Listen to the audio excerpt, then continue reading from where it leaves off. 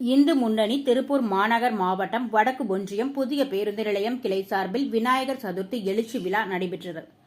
அதிகாலை கணபதி ஹோமத்துடன் துவங்கியது. பொதுமக்கள் தரிசனம் செய்தனர். அதனைத் தொடர்ந்து 10,000 பேருக்கு மாநில செயலாளர் சேவுகான் தலைமையில் மாநில தலைவர் காடேஸ்வர சுப்பிரமணியம் மகா அன்னதானத்தை துவக்கி வைத்தார். மாநில பொதுச் செயலாளர் கிஷோர்குமார் முன்னிலை வகித்தார்.